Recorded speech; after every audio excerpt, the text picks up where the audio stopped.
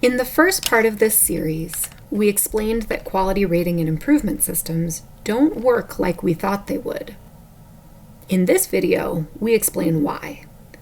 First, QRIS focus on indirect supports of quality rather than what matters most. Second, they assume there's only one right way to achieve quality. Third, they collapse multiple dimensions of quality into a single data point. And finally, they ignore variation within programs. QRIS usually don't center what matters most. The strongest predictors of children's learning and development in early care and education settings are teacher-child interactions. This includes how teachers support learning, respond to children's needs, and guide their behavior. Yet, interactions are rarely the central focus of quality rating and improvement systems. More often, QRIS focus on factors that support teacher-child interactions, such as well-designed learning environments and curricula, knowledge and skill-building opportunities for teachers, and workplaces that support teacher well-being. However, while these supports can create the conditions for strong teacher-child interactions, they by no means guarantee it. Just because a provider has an evidence-based curriculum doesn't mean the curriculum is actually used or used well, or that it meets the specific needs of a program's children and staff.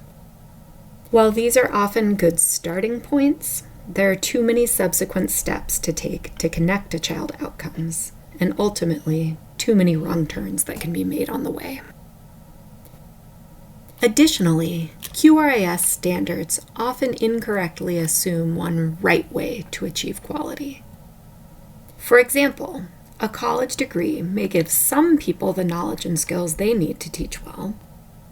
However, other teachers may reach the same level of quality through years in the field, openness to coaching and learning on the job, or other lived experiences. Many children thrive in programs that can't check all the boxes for a high QRIS rating.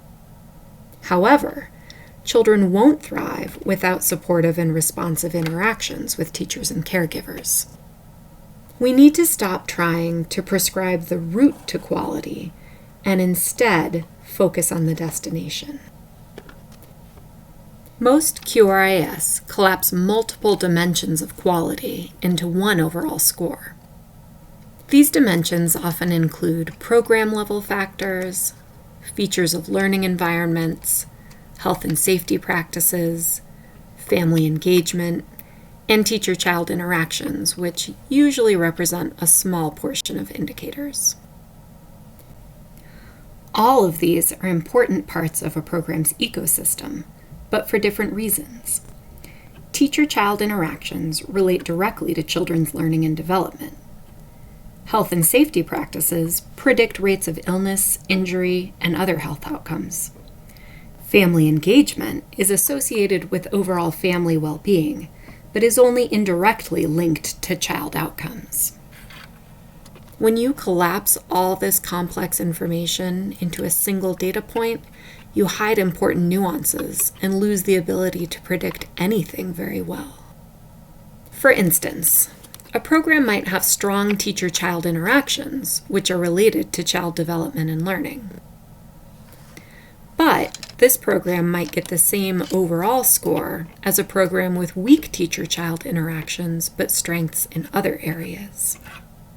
In this example, one rating is associated with two very different outcomes, which explains, in part, why ratings often don't relate to child outcomes. Another challenge is that children's experiences in center-based programs can vary widely across classrooms.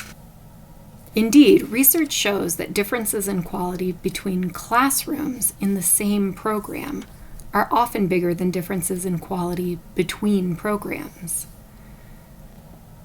Thus, using an average or a random sample of classrooms likely doesn't adequately capture what kind of supports could best help teachers or what families can expect from the program. The good news is we can fix this problem. In the next video, we explore how we might deconstruct a traditional QRIS and use the pieces to design tailored quality supports and help families find the best fit for their needs and values.